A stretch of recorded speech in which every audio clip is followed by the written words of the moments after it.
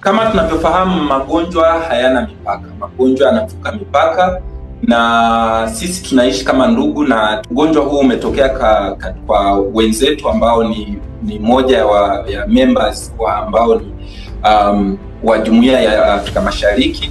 Kwa hiyo hatuna budi kusema huu ni ugonjwa ambao unatuathiri sisi sote, na hawa ni ndugu, tunaingiliana mara kwa mara. Kwa hiyo juhudi za pamoja zinahitajika katika kupambana na.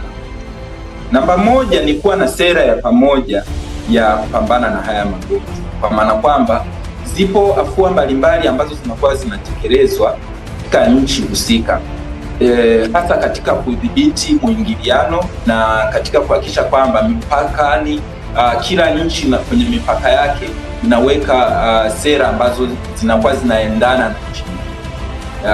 Kwa maana kwamba kama tunasema kwamba kwa sasa hivi tupunguze miingiliano ya watu, tupunguze watu kutoka eneo moja kwenda nyingine, kwa maana kwamba wale wanaoruhusiwa kutoka wawe wanatoka na sababu zile ambazo ni maalum zaidi.